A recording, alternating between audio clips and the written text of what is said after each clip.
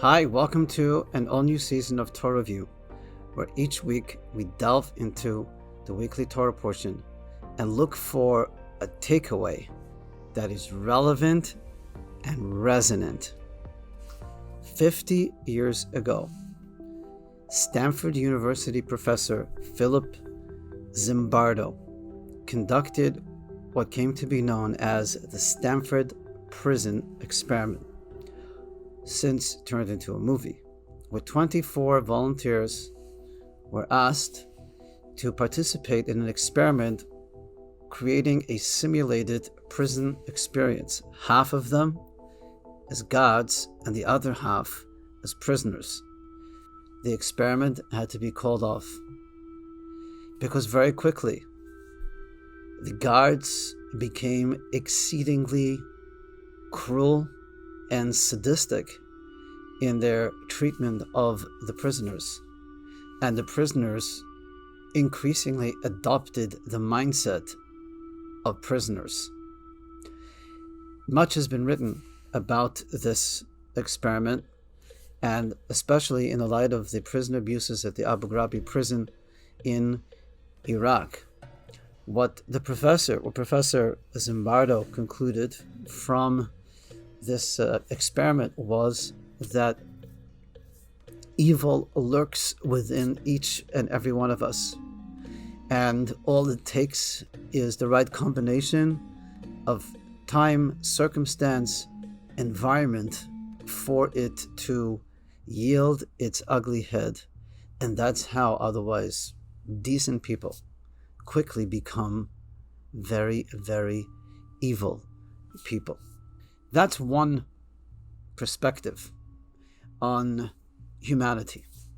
What about the story of the famous Japanese diplomat Chiune Sugihara, who during the Second World War, he was a diplomat who was stationed in Lithuania, risked his career and his life to save thousands and thousands of Jews who needed transit visas through Lithuania to Russia and on to China or Japan, told by his own government that he was not allowed to issue these visas. And then for a month in the August of 1940, he single-handedly wrote an estimated 300 visas a day, barely taking any time to sleep or to eat until his hand almost fell off. As he was leaving on the train, called back by the Japanese government, many people were holding passports without the stamp of the government, and amazingly he threw the official seal and stamp to those on the platform so that they could have their passports stamped. This cost him his career, but eventually the story evolved and emerged of how many lives he had saved, an estimated 30,000 lives, and he was duly honored by Yad Vashem, by the United States Holocaust Memorial. What we have then is two different stories about what might be argued as to what is the natural default position of man. Is man inherently evil, and given the right circumstances that will quickly emerge? Or is man inherently good, and is evil an aberration? What is the true nature of human nature? What is our true default position? In this week's Torah portion of Noah, in the aftermath of the flood that wiped out all of humanity, save Noah and his family and the animals that were on the ark, the Torah records how Noah brought an offering to God, and how God took in the fragrance of this offering.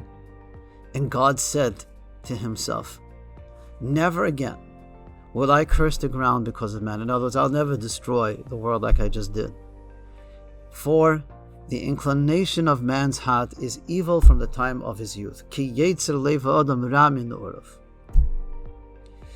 So, what God seems to be saying here is that the default position of man is such that he has evil within him, just as Professor Zimbardo purports based on his experiment. Indeed, if you look throughout Genesis, it seems like man is driven by what has been identified as three primal drives: pleasure, jealousy, and pride or honor. Pleasure accounts for the first sin of humanity, Adam and Eve eating from the apparently irresistible tree of knowledge. Jealousy accounts for the first instance of murder, Cain, in a rage of jealousy, murdering his brother Abel. And pride and honor ultimately leads mankind at the end of this week's Torah portion to build this enormous tower to glorify mankind. And thus, we're left with the question, what kind of commentary is this about man if we are from the outset doomed to a condition in which we are inherently evil? How could we ever be held accountable for our actions if this is our default position? It would seem that all of our efforts to become better people are ultimately exercises in futility, because given the right circumstances, we will anyway fall back to our otherwise evil default position. And what about the fact that Genesis describes the creation of man as being in God's image? How does a human created in God's image at the same time behave in a manner that exhibits an inherent proclivity towards evil? What about the fact that even after Adam and Eve sin in the Garden of Eden, after that, the Torah says, and God saw all that he made and it was good, meaning humanity as well. So, and perhaps the most overriding question is, here in the wake of the flood, God says, I'll never do this again, because man is pretty much doomed anyway because he's evil.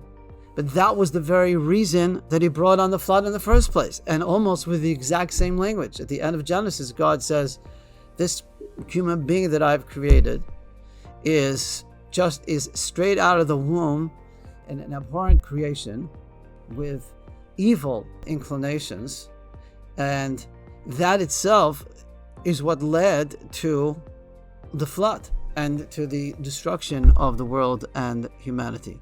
So how is it then that the very same cause for the destruction of the world is the very same rationale that God gives for saying in its wake, oh, I'll never do it again because man is evil from his very youth? It's the very, very same statement, almost identical, used for two completely opposite objectives. So a way to understand this is to distinguish between reality and perspective. There are, to be sure, objective realities, but how those realities are interpreted is subject to the perspective of the individual. So two people may look at the same reality and draw two different conclusions because they're coming from two different perspectives. Or I might see the very same reality one day, one way, and see it quite the opposite the next. And a lot of it has to do with where I'm coming from. So, for example, I may be in a rotten mood after a stressful day at work, and I come home, and one of my kids is acting up, and I lose it because their behavior is completely unacceptable. Next, I have a great day at the office, very successful, feeling good about myself. Come home, see my child acting up in the exact same way. But this time I say to myself, kids will be kids. what was I even thinking yesterday when I lashed out at them? Nothing actually changed in the behavior, but the perception changed. So one way of understanding what happened here is that the way God looked at the world initially in its first phase, if you will, phase one, he was seeing humanity from a perspective of judgment and seeing everything that was wrong with mankind. But then in the wake of the flood, something changed. And God looks at the very same mankind and understanding his failings says, well, I will never destroy the world again. And this time, man's failings and weaknesses are a cause for not destroying, whereas previously it was the cause for the destruction of the universe.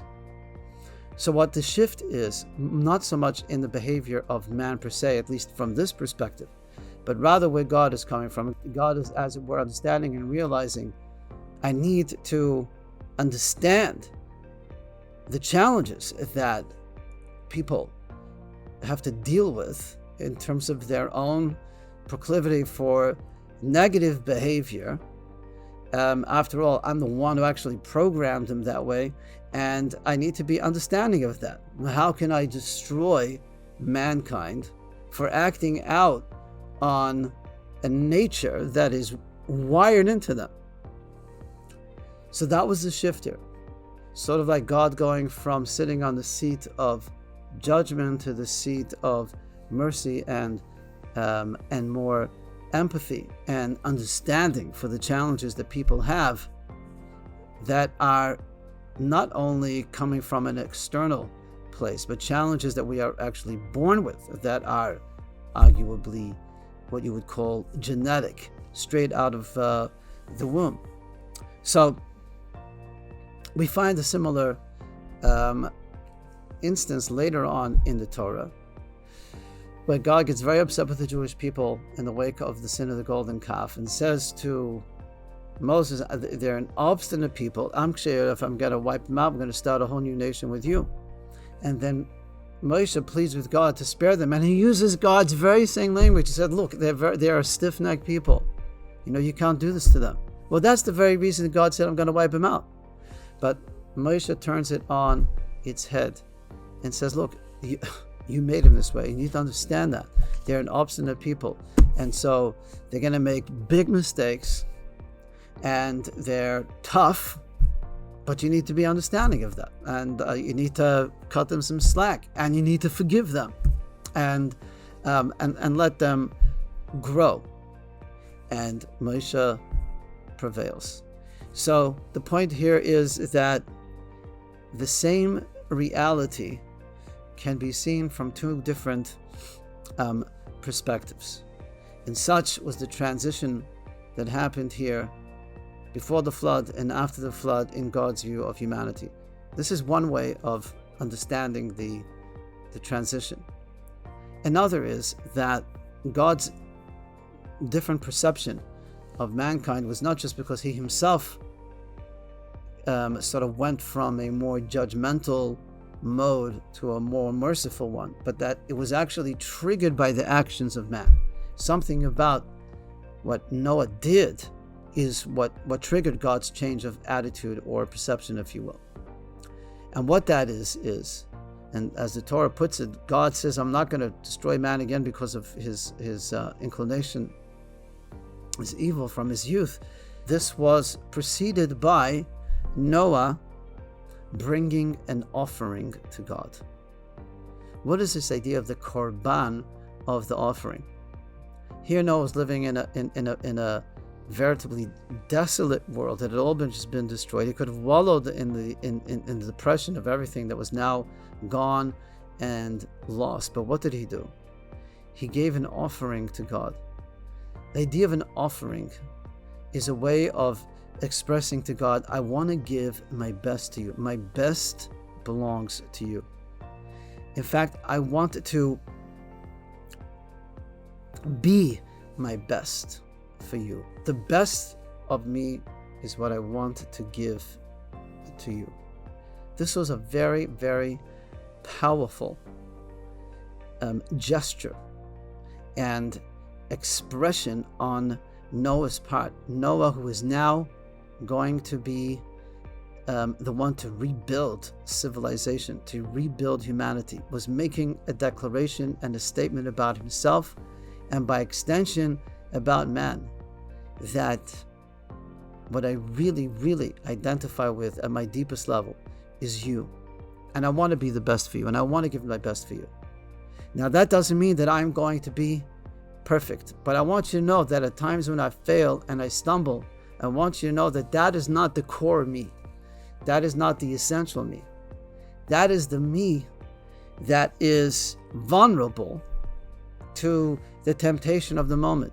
That is the me that is susceptible to the machinations of the Yetzer Hara, the evil inclination. And that is the terminology that God actually uses here. I'm not going to destroy him, because Yetzer Lev Adam, the inclination of man's heart, is evil. There is a distinction to be made between the inclination towards a certain behavior and the core of the individual. And that is in fact what God is declaring. I understand by virtue of Noah's actions where mankind really lies. At the deepest recesses of his soul, man is pure, man is good, man wants to align himself with the divine within himself and with his godly purpose. But he also has to contend with an evil inclination. The question that we are putting forth is, well, who's the real man? Will the real man stand up? Is it the essential good? We're calling it essential. We're already saying, well, that's the essence of man. There's good and evil in all of us. Which one is the default position, and which one is sort of like the imposed one? What Noah is declaring is, the core of mankind is good. And when we behave in an evil manner, that is an aberration of the true self. Consider this.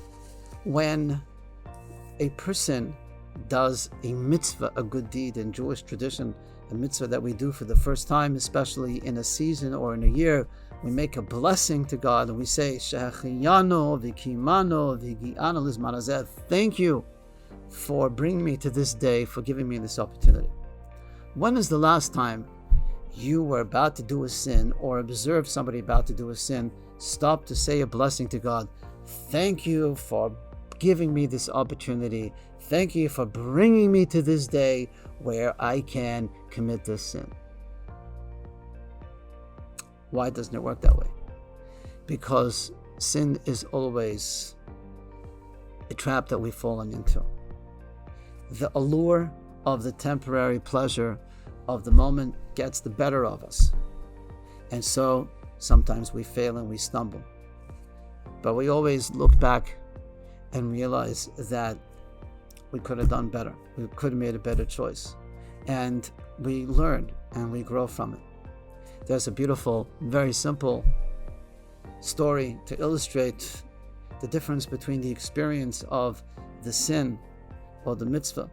There was once a father taking his young child, his son, to a ritual bath to the mikveh. The water is very cold.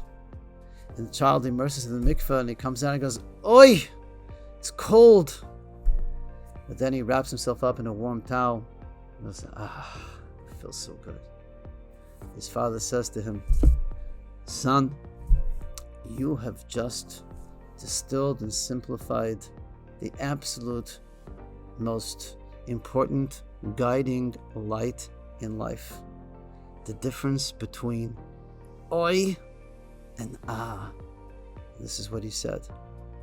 He said, this is the difference between a sin and a mitzvah. When we do a sin, it's because we got caught up in the temporary temptation of the moment, and this feels good. Nobody does a sin because it feels bad, because it feels good.